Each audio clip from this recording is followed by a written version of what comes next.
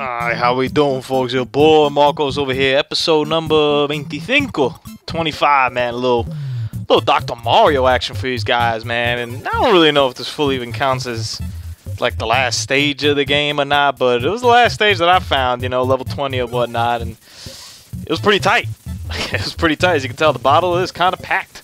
If you don't know Dr. Mario, man, you got to line up 4, I think, of these little thingies in a row over here, and then they cancel each other out and whatnot. I'll tell you guys, man, I have a pretty long history with Dr. Mario, and it's not even of playing it, honestly. It's more of not liking it.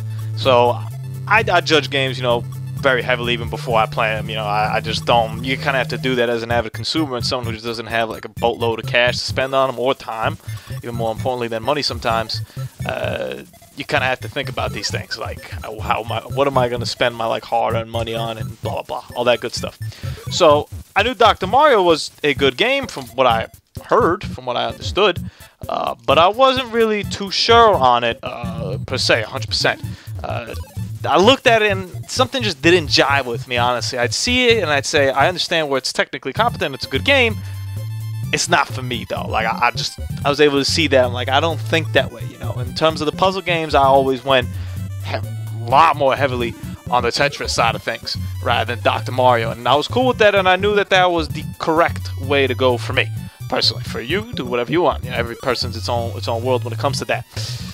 So I never played Dr. Mario. Growing up, I kind of saw it, and I was like, nah, I'm good. I ain't gonna play that. And then, you know, I found out that Tina, she likes Dr. Mario. I was like, okay.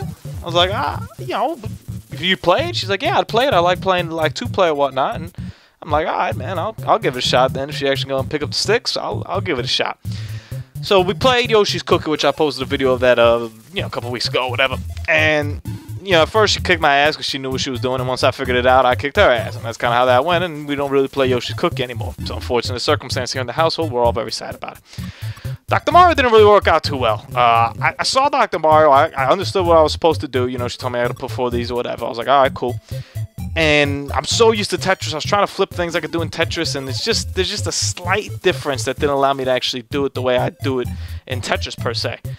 So that kind of threw me off a little bit at the beginning, but I kind of got used to that, and then I understood how, you know, when you clear out 2 at a time or whatever, it sends the other blocks over to the opponent randomly. So I understood the strategy behind that, and you know, I started to understand the basics and the fundamentals of the game, but I still wasn't good at it. Like, I was getting rocked, like my ass kicked substantially, and at that point you could do 2 things. You know, you could do kind of what she did with Yoshi's Cookie, which is just not play it, or, you know, if we do play, we'll play like one like set or whatever it is. I think first to 3 wins, so we'll do like a first to 3 or something, and that's it. Then she'll be like, could we play Dr. Mario? I'm like, all right. You could do that, or you could nut the fuck up, and that's the area I decided to go in. You know, I decided to man up, and I said to myself, I got to get better at this game. Like, I know intrinsically, just from watching it growing up, I knew that I was not going to be good at this.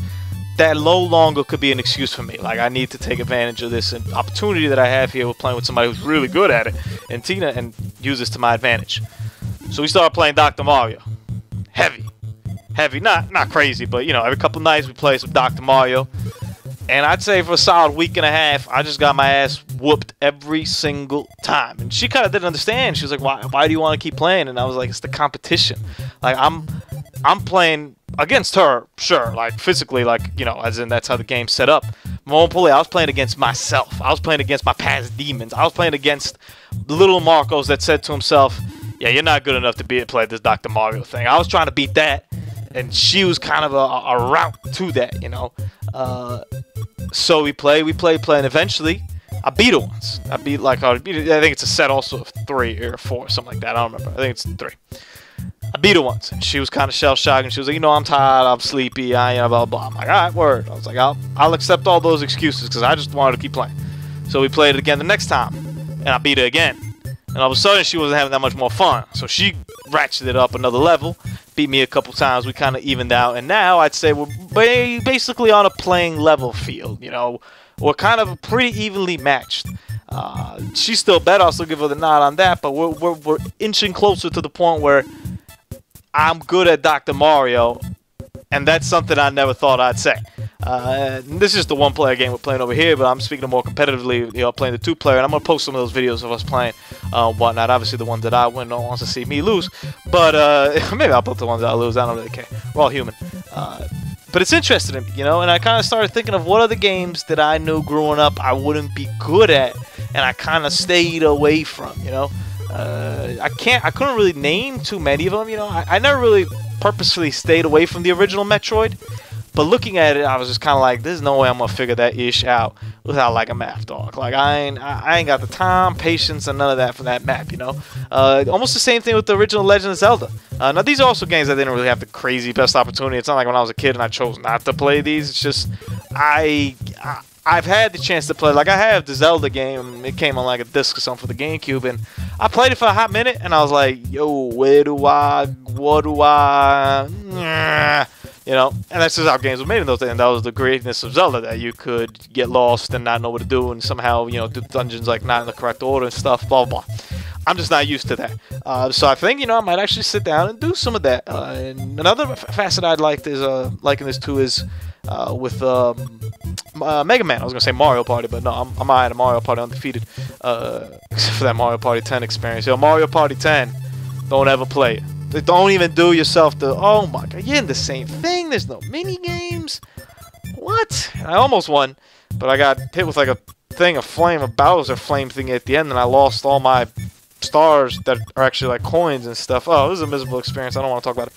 Notice how there's no video for that. I deleted that footage. I was like, yo, nah, B.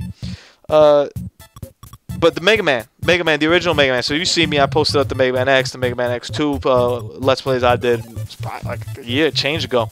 You guys can find them over there on the channel. But the original Mega Man, I've played a handful of times, I've dabbled in, and it just never really clicked for me, It's partially because I was used to the X2.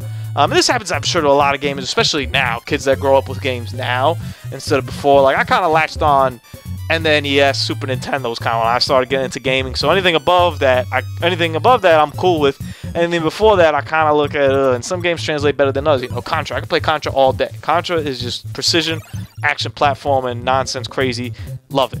A game like Mega Man, though, after playing Mega Man X, I was kind of like, yo, this is like a little bit behind its time. But I've heard they're amazing games. I've heard some of the best games ever. So I actually downloaded the collection that came off the Xbox One HD collection thingy, and I'm looking forward to it, man. I'm really looking forward to get myself a little Mega Man action. And over here we cleared this out, and at the end they give you kind of like a congratulations screen. That's why I was like, oh, I guess this is kind of the end of the game. So Dr. Mario, man, I give it an 8 out of 10.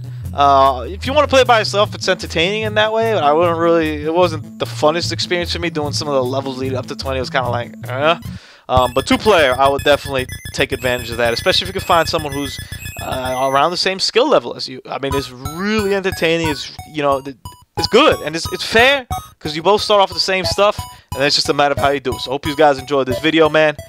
Deuces.